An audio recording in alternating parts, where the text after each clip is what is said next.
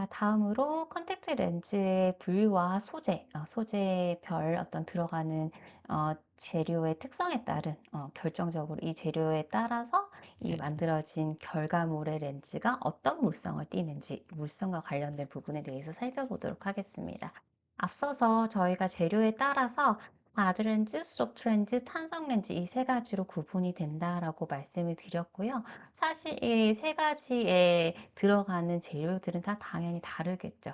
다른데 이번 차시에서는 그 중에서도 소프트 컨택트 렌즈에 사용이 되는 재료들의 대표적인 재료들의 특성에 대해서 알아보도록 하겠습니다. 저희 앞서서 소프트 컨택트 렌즈는 기본적으로 해마라고 하는 이 재료를 이제 기본으로 해서 여러 가지의 어떤 재료들을 갖다가 과교 중합시켜가지고 그 물성이 결정이 된다라고 말씀을 드렸었어요. 그 대표적인 재료들로 EGDMA나 MA, MMA에 대해서 잠시 언급을 드렸습니다. 이제 이번 차시에서는 이것과 관련해서 대표적으로 많이 사용되는 몇 가지 재료들을 조금 더 말씀드리고 그 재료들의 특성에 대해서도 조금 더 자세히 설명을 드리도록 하겠습니다. 자, 지금 이제 보시게 되면은 조금 더 추가가 됐죠, 그죠? 저희가 앞서 살펴봤었던 해마, 그리고 EGDMA 교차결합제로 사용되는 EGDMA, 그리고 이것에 들어가는 MA, MMA 요 정도 살펴봤었어요. 함수율을 높이는 재료, 함수율은 낮추겠지만 어떤 경고성을 더해줄 수 있는 재료 이런 거 살펴봤었는데 그 외에 추가적으로 비닐 피롤리온이라든지 스틸렌이라든지 아니면 디비닐 벤젠이라든지 몇 가지를 더 추가적으로 살펴보도록 하겠습니다.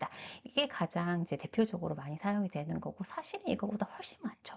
훨씬 많지만 요 정도 기억을 해주시면 되겠습니다.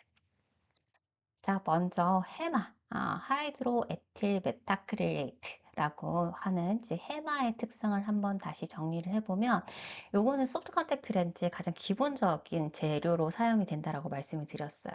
어, 소프트 컨택트 렌즈가 말랑말랑한 렌즈잖아요. 말랑말랑하다는 것은 이 재질 내에 함수율, 수분을 많이 머금고 있기 때문에 말랑말랑 유연할 수 있는 거거든요. 그래서 요 해마란 재질은 굉장히 친수성, 물과 친한 그런 이제 재료다라고 보시면 되는데 그런 재료임에도 불구하고 여러 가지 주변 환경, 온도 변화라든지 아니면은 pH, 산도, 삼투압 이런 것들의 변화에 의해서도 기본적인 자기의 어떤 특성이 크게 변하지 않는 굉장히 안정적인 특성을 가지고 있기 때문에 소프트 컨택트 렌즈의 기본적인 어떤 이제 골격을 만드는 기본 구조로서 이제 사용이 되는 재료가 이 해마다라고 보시면 됩니다. 여기에다가 내가 원하고자 하는 물성을 더해주기 위해서 이것 저것들을 갖다 섞어보고 그 섞이는 이 재료들의 어떤 구성 비율을 좀 다르게 하면서 굉장히 다양한 결과물들이 나오는 거예요. 자, 그래서 기본이 되는 해마의 특징을 한번 정리를 해보면 물과 친하다고 했어요. 그래서 수용성, 물을 잘 흡수한다, 친수성이다, 수분성이 좋다. 사실 이 세 가지는 단어를 다르게 표현했을 뿐이지 똑같은 말입니다. 그죠? 이런 부분들이 좋다.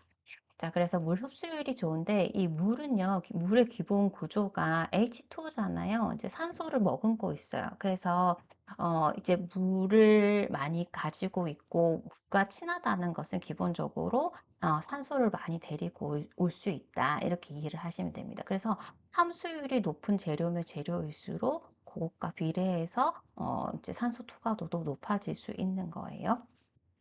그래서 산소 투과율도 양호하다 이렇게 보시면 됩니다. 물을 많이 머금고 있죠? 말랑말랑합니다. 그래서 유연하고 부드러운 특징을 가지고 있어요. 자, 이렇게만 보면 굉장히 좋은 것 같지만 이 수분을 많이 머금고 있다고 해서 반드시 좋지만은 자, 왜냐하면은 너무 많이 유연하면은 제조하는 데 있어서 내가 원하는 형태로 만들기가 어렵고 이렇게 만들기가 형태적인 부분이 조금 만드는 게 불리하다라는 것은 굴절력을 결정하는 부분에도 여러 가지 변수가 있을 수 있다는 얘기거든요. 그래서 제조하는 게 좀 어려울 수가 있겠고 그리고 여러분들 그 컨택트 렌즈, 일회용 컨택트 렌즈는 특히나 잠시만 밖에 놔둬도 금방 딱딱해져 버려요. 수분이 금방 날아가 버리고 깨져 버리거든요. 그래서 건조됐었을 때 깨지기가 쉽다라는 부분도 단점이 될 수가 있고요. 물이 많으면은 여러 가지 세균 침입에 노출이 많이 되죠. 그죠? 세균의 어떤 그 침착이나 이런 게 이제 많이 될 수가 있고, 특히 우리 눈물의 구성 성분들을 보시게 되면은 뭐 단백질, 지방 이런 것들 있잖아요. 점액 막 이런 것들 있잖아요. 그 중에서도 단백질 함수량이 많으면은 단백질 침착이 훨씬 더 잘 돼요. 그래서 수분이 많다라는 것은 이렇게 단백질의 침착 때문에 여러 가지 또 뭐 시력적인 부분에 있어서 문제가 생길 수도 있고, 단백질 침착과 관련한 여러 가지 질환의 문제점들도 발생을 시킬 수가 있어요. 그래서 수분감이 많으면은 착용감이 좋고 그런 부분들은 좋을 수 있지만, 이런 부분들이 또 이제 문제가 될 수 있기 때문에 적절한 선에서 이제 제조가 이루어져야 됩니다.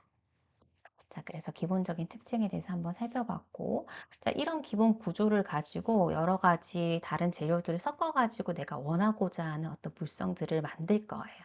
자, 그때 사용한 대표적인 재료들이 어떤 게 있느냐 하면은, 자, 첫 번째 여기 이제 보고 계신 게 EGDMA, 에틸렌 글리콜, 메타크릴레이트라고 하는 EGDMA 이렇게 기억을 해주시면 되겠는데, 요거는 교차 결합제죠. 해마가 있으면 해마랑 다른 어떤 재료들을 갖다 연결해주는, 결합해주는 풀 같은 역할을 한다라고 얘기를 했었어요. 그래서 잘 연결이 되어 있어야지 내가 가지고 오는 이 재료들의 특성이 이제 발현이 되겠죠. 그래서 연결해주는 역할을 하는 게 교차 결합제고, 교차 결합제가 많으면 많을수록 단단하게 결합이 되기는 하겠지만, 너무 많으면 왜 풀도 너무 많이 붓게 되면 딱딱해지잖아요. 그죠? 그렇기 때문에 또 그것도 너무 많은 거는 과유불급 좋지 않아요. 그래서 교차 결합제는 변수 안정성을 증가시킬 수는 있지만 또 너무 많은 사용은 좋지 않습니다. 그래서 이제 EGDMA가 있고, 먼저 이것과 같은 목적으로 사용되는 교차 결합제가 7번에 있어요. 디비닐 벤젠이라고 하는 것 역시 교차 결합제로 대표적으로 사용되는 재료이기 때문에 EGDMA랑 함께 디비닐 벤젠도 같이 하나 더 기억을 해주시면 되겠습니다. 자, 그래서 이런 교차 결합제를 이용을 해서 어떤 것들을 갖다가 결합을 시킬 것이냐. 만약에 함수율을 조금 더 높이고 싶어요. 함수율을 높이고 싶다. 그러면 수분감이 높아지기 때문에 산소 투과율도 높아지고 착용감도 좋아질 거거든요. 그런 목적으로 사용될 수 있는 게 대표적으로 MA가 있죠. 그죠? 메타크릴산이 있고요. 그리고 MA랑 같이 또 친수성의 함수율을 높일 수 있는 게 밑에 보시게 되면은 MVP, N-비닐 피롤리돈이라고 하는 재료도 함수율을 높이기 위해서 사용되는 그런 재료예요. 같이 딱 기억을 해주시면 되는데, MVP 같은 경우에는 변색의 가능성이 있다라는 것이 조금 단점이라면 단점입니다. 그래서 뭐 목적에 따라서 이제 요것도 사용할 수도 있고 요것도 사용할 수가 있습니다. 이런 특성에도 여러 가지 특성이 있지만, 기본적으로 함수율을 높이기 위해서 사용되는 것은 MA 그리고 MVP가 있다. 이렇게 구분을 해서 기억을 해주시면 되겠습니다. 자, 함수율이 높으면은 뭐 착용감이나 뭐 산소 투과도나 이런 게 좋아서 좋겠지만, 무조건 좋진 않다라고 했어요. 함수율 높으면은 말랑말랑하지만 이게 형태 안정성이나 이런 건 좋지 않아요. 왜 특히 뭐 소프트 컨택트 렌즈 중에서 도수 낮으면서 굉장히 얇으면서 그런 재료는 형태가 유지가 돼야 되는데, 딱 올렸을 때 계속 접히는 경우들이 있죠. 그죠? 이거는 형태 안정성이 안 좋은 거예요. 모듈러스라고 하는 부분이 안 좋은 거거든요. 그러면은 이거 끼기도 힘들지만 실제적으로 교정력도 굉장히 떨어진단 말이죠. 그렇기 때문에 조금 더 이런 부분, 교정력이라든지 형태 안정성을 좋게 하기 위해서는 조금 함수율을 조금은 낮출 필요가 있고요. 그리고 꼭 컨택트 렌즈도 얇아 보이지만 굴절력에 따라서 당연히 그 두께가 다 다르겠죠. 차이가 나겠죠. 그쵸? 그래서 조금 도수가 높다, 두께가 두꺼워서 조금 얇게 해야 된다라고 하면은 재질의 굴절력 값을 높이기 위해서 또 이런 재료들이 사용이 될 수가 있는데, 그 대표적인 게 MMA, 그쵸? 메틸 메타크릴레이트 같은 경우에는 조금 물과 친하지는 않아요. 그렇지만 이걸 넣으면서 재질의 어떤 형태 안정성이나 단단함, 견고함 이런 것들을 조금 향상시킬 수 있는 목적으로 MMA가 이제 사용이 됩니다. 자, 이것과 같이 같은 목적으로 사용이 될 수 있는 재료가 스틸렌이라고 하는 재료가 있는데 역시 기본적으로는 소수성이에요. 물과 친하진 않아요. 그렇지만 이거 넣으면 좀 단단한 견고함이 조금 향상이 되고 형태 안정성이 좋아집니다. 더불어서 스틸렌 같은 경우에는 조금 굴절율 값을 높일 수가 있기 때문에 조금 더 얇게 제작할 수 있는 것이 장점이 되겠습니다. 자, 그래서 소프트 컨택트 렌즈는 기본적으로 해마를 기본으로 하고요.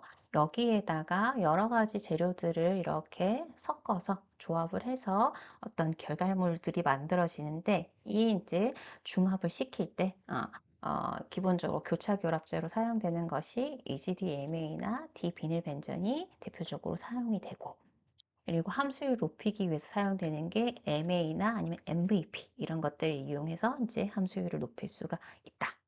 근데 반드시 함수율을 높이는 것만이 이제 좋지는 않고 때에 따라서 어떤 형태 안정성이라든지 이런 부분이 필요하다라고 하면은 MMA라든지 아니면은 스틸렌 이런 재료들을 이용을 해서 조금 소수성이긴 하지만 견고함 그리고 뭐 단단함, 굴절율 값을 높이기 위한 목적 이런 목적으로 이런 재료들이 사용이 된다. 이 정도로 좀 정리를 해주시면 되겠습니다. 자, 그리고 마지막으로 하나 더 이제 조금 언급을 드리자면은, 이제 소프트 컨택트 렌즈는 요즘에 보면은 하이드로젤이냐 아니면 실리콘 하이드로젤이냐 이렇게 구분을 이제 크게 하세요. 기존에 나왔었던 재료들이 하이드로젤 재질 재료고요. 1998년에 실제 실리콘 하이드로젤이라고 하는 소프트 컨택트 렌즈 재료가 상용화가 됐어요. 1998년 꽤 됐다면 됐고 뭐 생각해보면 그렇게 오래되지는 않았어요. 자, 이게 나오게 된 배경이 뭐냐면 일반적으로 사용했었던 하이드로젤 지금도 나오고 있습니다. 그리고 하이드로젤이라고 안 좋은 게 아니에요. 이게 맞는 사람이 있어요. 자, 하이드로젤 재질은 아까 해마를 기본으로 해서 여러 가지 재료들을 기본적으로 조합을 해서 사용을 했는데 이 하이드로젤 재질 같은 경우에는 기본적으로 산소 투과도가 좀 한계가 있어요. 어, 하이드로젤 재질 같은 경우에는 산소를 투과시키기 위해서 어쨌든 이 뭐 컨택트 렌즈도 비닐이잖아요. 플라스틱 재료잖아요. 그러면 산소를 투과시키게 하기 위해서는 함수율을 높이는 방법이 있어요. 그러니까 H2O 함수율을 높이게 되면 이것과 더불어서 이제 산소 투과도가 높아지는데 무조건적으로 함수율을 높일 수는 없다라고 했죠. 그래서 보통 하이드로젤 재질은 산소 투과도가 50 넘는 경우 없습니다. 그래서 하이드로젤 재질 같은 경우에는 보통 산소 투과를 좀 높게 해서 눈에서의 눈 건강을 좀 생각하기 위해서는 함수를 높이거나 아니면은 두께를 좀 얇게 하는 방법 이 두 가지 방법을 이용을 해서 이 산소 투과도를 높였는데 한계가 있다 보니까 이걸 오래 착용했었을 때 산소가 잘 전달이 안 돼서 여러 가지 문제가 발생을 할 수가 있어서 조금은 더 안정성을 주기 위해서 산소 투과가 기본적으로 눈도 숨을 쉬어야 되니까 산소 투과를 좋게 하기 위해서 여기에 추가적으로 넣어주게 된 게 실리콘이라고 하는 재료예요. 실리콘 같은 경우에 기본적으로 산소 투과도 굉장히 높여주거든요. 그래서 실리콘 하이드로젤은 기본 하이드로젤 재질에다가 실리콘을 첨가하면서 산소 투과도가 굉장히 이제 올라간 재료라고 그냥 보시면 되세요. 그래서 실리콘 같은 경우, 실리콘 하이드로젤 재질은 지금 판매되는 렌즈 재료들도 보면은 대표적으로 뭐 아큐브의 오아시스라든지 뭐 다들 많이 아시는 알코넷, 뭐 토탈원 이런 것들이 실리콘 하이드로젤 재질로 되어 있고 어, 보통 뭐 조금 일회용이 아니라 뭐 2주나 한 달 작용으로 되어 있는 것들이 대부분 실리콘 하이드로젤 재질일 거예요. 왜냐하면 산소 투과가 잘 돼야지 조금 안정성에 있어서 유리하기 때문에. 그래서 실리콘 같은 경우에는 산소 투과도를 높이기 위해서 사용이 되는 재료가 실리콘이다라고 보시면 됩니다. 자, 근데 뭐든지 다 장점만 있진 않죠. 실리콘은요, 기본적으로 산소 투과도를 높일 수 있는 굉장히 효과적인 재료이기 때문에 이제 어, 그런 부분에 있어서는 굉장히 좋지만 얘가 재료가 소수성이에요. 물과 친하지 않아요. 그래서 하이드로젤이랑 실리콘 하이드로젤이랑 비교를 딱 하게 되면 착용했을 때 착용감이 별로 안 좋다는 거죠. 고무 뻐덕뻐덕한 그런 느낌이 들어요. 그치만 착용감은 좋진 않지만 오래 착용했었을 때 산소 투과도가 계속적으로 그래도 잘 되고 있기 때문에 좀 안정성 부분에 있어서 좋다라는 얘기예요. 그래서 이제 실리콘을 넣게 되면은 눈 건강에 있어서 조금 유리한 부분이 있지만 착용감은 좀 떨어질 수가 있고, 그리고 이제 착용자에 따라서 안 맞는 경우가 있는데, 그런 경우는 어떤 경우냐면은 실리콘 하이드로젤이 좋다 해가지고 원래 하이드로젤 쓰다가 실리콘을 바꿨는데 이상하게 이거 착용하면은 착용하고 몇 시간 있지 않아가지고 처음처럼 선명하지가 않다, 뭔가 낀 것 같다라고 하는 경우들이 있어요. 그런 경우는 뭐냐면 눈물에 있는 그 지방 성분이 실리콘이랑 굉장히 친해요. 그래서 눈물에서 좀 지방질이 많은 사람 같은 경우에는 실리콘 하이드로젤을 선택을 했었을 때 조금 쉽게 이제 착용한 지 얼마 안 돼서 좀 뿌옇게 보여서 불편함이 느껴질 수가 있는 거죠. 그런 경우에는 하이드로젤을 쓰셔야 되는 거예요. 그래서 모두 다에게 좋은 재질은 아니에요. 맞는 사람이 있고 그렇지 않은 사람이 있기 때문에 그거는 이제 사용하면서 사실은 이제 저희가 이제 착용하면서 내 눈물의 상태까지 확인해서 착용하는 경우는 없기 때문에 조금 쓰시면서 사실은 경험에 따라서 조금 바꿔가면서 스위치하면서 이렇게 쓰셔야 되는 부분입니다.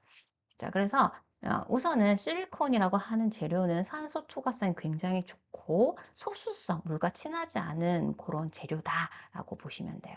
그래서 시중에 나와 있는 그 실리콘 하이드로젤 재질은 실리콘을 넣으면 산소 초과도가 굉장히 높아지기 때문에 너무 좋은데 이거를 쓴 사람들이 좀 착용감이 안 좋다라고 하는 반응들이 많다 보니까 좀 착용감을 높이기 위해서 표면에다가 조금 친수성의 물질을 갖다가 이제 추가적으로 표면 처리를 한다라든지, 아니면 재료에다가 좀 수분을 갖다 더 추가적으로 넣을 수 있는 재료를 갖다가 처리를 한다든지, 이런 식으로 해서 좀 더 실리콘 하이드로젤이지만 좀 친수성의 어떤 재질로서 착용감을 개선하기 위한 그런 처리들을 갖다가 회사들마다 좀 다양하게 하고 있는 편이에요. 그래서 표면 처리를 해서 조금 이제 친수성의 어떤 그런 이제 물성을 가질 수 있게끔 하고 있다라고 보시면 됩니다. 자, 그래서 밑에 보시게 되면은 실리콘 첨가량을 증가시키면 실리콘의 어떤 성질이 더 강해지는 거죠. 소수성이 커진다. 건조감이 발생할 수 있다는 얘기죠. 그리고 지방질이랑 좀 친하다 보니까 지방 침착물이 더 많아질 수가 있다. 이렇게 보시면 되고, 말랑말랑한 재질에다가 고무 성분을 갖다 또 추가하는 거니까 약해진다. 착용감이 좀 안 좋아질 수 있다라는 그런 부분들이 있어요. 자, 여기 그림도 참고로 한번 보시면 좋겠는데, 지금 이제 기본적으로 저희가 사용했었던 그 하이드로젤로 보시면 되겠고, 이후에 나온 실리콘 하이드로젤이라고 보시면 됩니다. 그래서 기본 하이드로젤 재질은 지금 보시게 되면은 지금 옥시젠, 이거 산소고, 이게 물이면은 이 산소를 투과시키기 위해서 물에 딸려서 이렇게 들어오는 수밖에 없어요. 그래서 물을 많이 이제 함유를 하고 있어야지만이 산소가 많이 투과가 될 수밖에 없는 구조죠. 그렇지만 실리콘 하이드로젤은 뭐 물 아니어도 자체적으로 이 산소를 투과시킬 수 있는 그런 재료이기 때문에 그런 부분에 있어서 굉장히 유리하다. 산소가 많이 투과가 돼야지 우리 각막의 대사가 원활할 테니까요. 그죠? 기본적인 어떤 대사가 원활해야지 눈이 좀 건강할 수가 있겠죠. 그런 부분에 있어서 안정성이 좋다라고 해서 실리콘 하이드로젤을 선호하게 되고 금액도 굉장히 좀 이제 비싸고 그런 식으로 지금 판매가 되고 있는 거죠. 그래서 실리콘에 대해서도 추가적으로 좀 기억을 해주시면 되겠습니다. 자, 그러면은 저희가 소프트 컨택트 렌즈에 사용되는 다양한 재료들의 특성에 대해서 한번 살펴봤는데요. 이 재료들의 특성에 따라서 미국 FDA에서 이제 네 가지 그룹으로 이제 구분을 좀 하고 있어요. 어, 함수율과 그리고 이온성이냐 비이온성이냐 따라서 크게 네 가지 그룹으로 구분을 하고 있는데, 우선 함수율에 따른 값의 어떤 분류를 보게 되면은 FDA 같은 경우에는 이 재질의 함수율이 50% 이상이다라고 하면 고함수율로, 50% 미만이다라고 하면 저함수율로 기본적으로 이제 구분을 합니다. FDA 기준은요. 근데 일반적인 이제 FDA 아니고 기준은 조금 달라요. 40% 미만은 저함수율, 40에서 60% 사이를 중간 함수율, 60% 이상을 고함수율로 구분을 합니다. 요건 참고로 기억을 하시면 되겠고, FDA 기준을 좀 잘 기억을 해주시면 되겠습니다. 자, 그리고 이온성이냐 비이온성이냐 요거는 이제 이온성 같은 경우에는 일단 결합을 잘 하는 거예요. 이온성 물질 같은 경우에 다른 것들이랑 결합할 수 있는 그런 이제 상태이기 때문에 결합을 잘 할 수 있는 상태이기 때문에 침착물도 조금 더 잘 생긴다라고 보시면 돼요. 근데 반면에 비이온성 같은 경우에 쉽게 이렇게 다른 입자들이랑 결합을 하지 않기 때문에 비교적 침착물의 어떤 그런 부분들이 좀 쉽게 침착되지 않은 부분에 있어서는 좀 안정성이 있다라고 보시면 됩니다. 그래서 FDA 기준에서 그룹 1, 2, 3, 4, 4개의 그룹으로 이렇게 구분을 해보게 되면은 1, 2그룹은 비이온성이에요. 비이온성. 그리고 3, 4그룹은 이온성입니다. 자, 이렇게 보시면 되겠고, 보통 이제 비이온성 같은 경우에는 쉽게 지금 나오고 있는 실리콘 하이드로젤은 비이온성이라고 보시면 돼요. 그리고 이온성은 기본적인 하이드로젤 재질, 물과 친한 그런 하이드로젤 재질이 다 이온성이라고 구분해 보시면 됩니다. 자, 그리고 여기에 구성된 성분에 따라서 함수율이 좀 달라질 수가 있잖아요. 그래서 1그룹은 비이온성인데 저함수, 2그룹은 비이온성인데 고함수, 저함수, 고함수 이렇게 되고요. 3, 4그룹은 이온성이잖아요. 역시나 이온성인데 저함수, 고함수 이렇게 구분이 됩니다. 자, 그래서 FDA 기록은 몇 군이냐 이렇게 구분을 해 보실 수가 있어야 되는데 예를 들어서 위에 거 한번 저희가 구분을 해 보도록 할게요. 자, 일단 여기 함수율이 나와 있어요. 기본적인 요런 이제 재료의 특성 부분들을 쉽게 찾아볼 수가 있는데 함수율이 38%라고 했거든요. 그럼 50% 미만이잖아요. 그럼 얘는 뭘까요? 저함수겠죠. 저함수. 저함수고 그리고 여기 보게 되면 이온성이냐 비이온성이냐는 나와 있지 않아요. 근데 이 산소 투과도를 보시게 되면은 산소 투과도가 121이면 굉장히 높은 거거든요. 이렇게 높게 나오려고 하면 실리콘이 들어갈 수밖에 없어요. 그러면 실리콘 하이드로젤 재질이라는 것을 저희가 알 수가 있는 거예요. 그러면 얘는 비이온성이겠죠. 그래서 비이온성 저함수는 그룹 몇 군일까요? 1군이겠죠, 1군. 그래서 얘는 그룹 1군에 포함되는 그런 재료다라는 것을 요 이제 내용을 보고서도 구분을 해 보실 수가 있는 겁니다. 그래서 FDA 규정에 따라서 그룹을 4군으로 이제 구분을 해볼 수가 있고 또 사실 요 4군에 따라서 좀 물성의 특성이 다르겠죠. 그죠? 그래서 그것 때문에 먼저 한번 구분을 해 보신 거예요. 그래서 앞으로 한번 지금 렌즈를 착용하시는 분이시라고 하면은 요런 부분들 저희가 아까 직경도 커브도 한번 살펴봤었는데 요런 부분을 한번 살펴보시고 아 내가 착용하는 것이 이제 요런 것이 맞구나라는 것도 한번 이제 생각해 보시고 혹시나 이제 바꾸게 될 때도 요런 부분들을 참고해서 다른 제품으로 또 바꿔 보실 수도 있는 거잖아요. 혹은 나중에 임상에 가셨을 때 권해 주실 때도 어떤 이제 불편함들을 호소했었을 때 어떤 부분을 갖다가 개선을 해주면 될 것인지를 갖다가 이런 기본적인 내용을 보고서도 참고해가지고 권해주실 수가 있기 때문에 이런 거는 그냥 습관적으로 한번 이렇게 봐주시면 많은 도움이 되실 거라 생각이 듭니다. 자, 이렇게 살펴봤고요. 자, 다음으로 이제 저희가 뭐 여러 가지 재료들의 특성에 대해서 살펴봤는데, 이런 재료들을 넣어가지고 결국은 얘가 갖게 되는 이제 물성이 있겠죠. 산소 투과도가 얼마나 되느냐, 그리고 함수율이 얼마가 되고, 함수율이 높고 낮은 거에 따라서 결과적으로 착용하는 사람들에게는 어떤 부분에 어떤 이제 이점 혹은 안 좋은 부분들이 있느냐, 이런 것들의 어떤 직접적인 부분들을 한번 연결시켜서 알아보도록 하겠습니다. 자, 먼저 컨택트 렌즈 물성에 있어서 굉장히 중요한 부분이 산소 침투성이라는 부분이 있고 산소 전달률이라는 부분이 있어요. 두 가지가 달라요. 비슷한 것 같지만 다릅니다.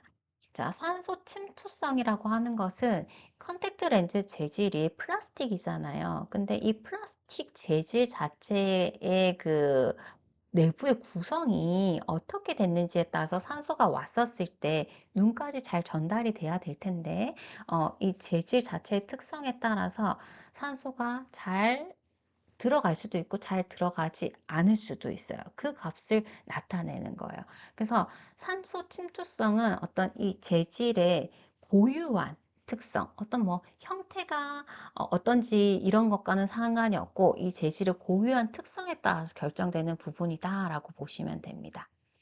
이것과는 또 비교되게 산소 전달률이라는 것은 이 산소 침투성에 있어서 만약에 이 렌즈의 두께를 얇게 만들어요.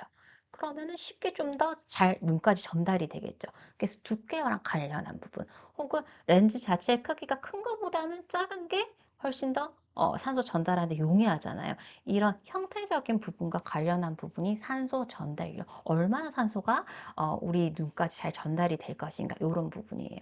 그래서 산소 침투성은 렌즈 재질 자체와 관련한 부분이고, 산소 전달률은 렌즈의 형태와 관련한 부분이다라고 일단 구분을 좀 하시고 보시면 되겠습니다. 자, 산소 침투성은요, DK로 표시를 하는데, 이 D의 의미가 뭐냐면, 렌즈에 산소가 이렇게 왔었을 때 산소가 얼마나 이 렌즈 재질 내부에서 빨리 퍼지느냐, 확산이 되냐. 그럼 구조적으로 너무 치밀한 구조라고 하면은 얘가 확산되기가 힘들지 않아요. 좀 얼기설기 돼 있으면 조금 더 잘 확산이 잘 되겠죠. 그리고 이제 예를 들어 가지고 이 재질이 있는데 온도가, 주변 온도가 막 올라가잖아요. 그럼 구조가 더 느슨해질 수 있겠죠. 그럼 온도가 높아지게 되면은 확산 속도는 더 빨라질 수가 있는 거예요. 그래서 이런 구조적인 부분과 관련한 부분이 D 렌즈 재질의 확산 계수입니다. 디퓨전. 그래서 확산 계수를 의미하는 게 D고요. 그 다음에 K는 뭐냐면 렌즈 재질 자체 용액 개수 얼마나 잘 섞일 수 있느냐. 원래는 뭐 용액의 용매가 얼마나 잘 섞이느냐를 갖다가 용해라고 얘기를 하는데, 얼마나 잘 재질 내에 이제 섞일 수 있는지 그거에 대해서 의미하는 게 용액 개수가 되겠습니다. 요걸 가지고 산소 침투성이 결정이 되는 거예요. 자, 단위를 한번 보시면 지금 10에 마이너스 11쯤 돼 있는데, 사실은 이 단위만 기억하시고 뒤에 있는 이 부분들은 기억하시진 않으셔도 될 것 같아요. 왜냐면 이거는 요걸 갖다가 이제 산소 침투성이라고 하는 값을 결정을 할 때, 뭐 기본적으로 뭐 26에서 28도씨 온도에서 뭐 그 렌즈 병에다가 담아서 하는 게 방법이 있어요. ISO에서 이렇게 기준으로 하고 있는 그 방법에 따라서 뒤에 있는 내용이 결정이 되는 거기 때문에, 이런 이제 검사하는 방법과 관련한 이런 단위 부분은 이해하실 필요는 없고요. 이게 됐었을 때 이제 단위가 10에 마이너스 11승이다. 이건 왜냐면 전달률이랑 다르기 때문에 물어볼 수 있는 부분이라서 요거는 기억을 해주시면 되겠습니다. 자, 그래서 산소 침투성은요, 컨택트 렌즈의 어떤 모양이나 크기랑은 상관없습니다. 재질 그 자체의 물리적 특성이에요. 그래서 재질 자체의 물리적 특성이다. 이 부분을 갖다가 잘 좀 기억을 해주시고요. 그러면 요거 같은 경우에는 이제 온도가 높아지면 어떻게 된다고요? 아까 산소 침투성은 좀 높아질 수 있다라고 보시면 되겠습니다. 자, 옆에 참고 자료인데 이제 제가 아까 이제 산소 침투성 말씀드리면서 구조 자체가 좀 얼그설기하면은 산소가 좀 더 쉽게 이렇게 확산될 수도 있고 용해될 수가 있다라고 얘기를 했었었죠. 그래서 그 예로 핫 컨택트 렌즈에서 기본으로 사용됐었던 PMMA 재질하고 그 이후에 얘는 산소가 투과가 안 된다고 했잖아요. 산소 불투과성. 요게 이제 문제가 돼서 그 이후에 나온 게 산소 투과가 가능한 RGP, 리지드 가스 퍼머라블 해서 요 이제 렌즈가 개발이 돼서 지금은 RGP 렌즈를 사용을 하고 있죠. 이제 그 차이가, 이 PMMA는 굉장히 구조가 치밀해요. 뭔가 들어갈 수 있는 그런 구조가 아니에요. 그렇기 때문에 산소가 투과가 안 되는 거죠. 산소 불투과성인 거예요. 근데 상대적으로 RGP 같은 경우에 좀 얼기설기 되어 있는 구조다 보니 산소가 들어갈 틈이 있는 겁니다. 그래서 이제 요거는 산소가 못 들어가는, 통과 못하는 불투과성. 이거는 산소가 투과가 될 수 있는 산소 투과성. 이런 식으로 재질의 어떤 구조적인 특성에 의해서 결정이 되는 부분이 산소 침투성이다. 이렇게 보시면 되겠습니다. 그리고 그다음에 산소 전달률은요. 디케이 값은 재질의 물성에 따라서 결정이 되어 있는데 전달률은 이게 두께예요. 두께. 그래서 두께가 두꺼우면 똑같은 재질이지만 산소가 실제 외부에서 각막까지 전달되는 게 힘들 거 아닙니까? 그죠? 그래서 두께가 두꺼우면 전달이 잘 안 될 거고, 두께가 비교적 얇으면은 산소 투과가 잘 될 거예요. 그래서 이 산소 전달률 같은 경우에는 형태적인 부분과 관련한 부분이 산소 전달률이다라고 보시면 되겠고, 그래서 산소 전달률 값을 나타낼 때는 앞서서 DK 값에 대해서 지금 이 0.1mm는 기본적으로 가장 최소로 렌즈 두께가 가져야 될 두께를 의미하거든요. 그리고 실제 컨택트 렌즈의 중심 두께 있죠. 이거 값으로 나눈 값으로 산소 전달률이 결정이 돼요. 그래서 사실 그 렌즈팩에 산소 전달률 값이 적혀 있거든요. 전달률 값. 전달률 값이 적혀 있는데 사실은 그게 도수마다 전달률 값이 다 다를 수밖에 없겠죠. 왜냐하면 낮은 도수는 얇기 때문에 전달률이 비교적 똑같은 재질을 사용했지만 더 전달이 잘 될 거고, 높은 도수는 중심 두께가 두꺼워질 수밖에 없다 보니까 산소 전달률이 좀 떨어질 수밖에 없어요. 근데 하나의 값으로 표시하는 것은 마이너스 3디옵터의 중심 두께를 기준으로 해서 그냥 팩에다가 다 동일하게 적혀져 있다라고 보시면 됩니다. 근데 이제 실제적으로는 이렇게 뭐 지금 이거는 이제 어, 근시 렌즈 형태, 이거는 원시 렌즈 형태. 그러면은 근시랑 원시랑 비교했었을 때도 원시가 중심 두께가 훨씬 더 두꺼울 테니까 똑같은 재질을 사용하더라도 이런 식으로 지금 DK by T가 산소 전달률이 이만큼 차이가 난다는 얘기예요. 그래서 참고로 이제 이렇게 기억을 해주시면 되겠습니다. 그래서 산소 침투성은 DK, 그리고 산소 전달률은 DK by T로 표기를 하고, DK는 재질 고유의 어떤 물리적 특성 값을 의미한다. 그리고 산소 전달률은 두께를 고려한 형태적인 부분을 고려해서 값을 갖다가 나타내 주는 것이 산소 전달률이다. 이렇게 정리를 해주시면 되겠습니다. 자, 뒤에 중요한 물성들이 이제 많은데요. 이건 다음 차시에서 연결해서 살펴보도록 하겠습니다.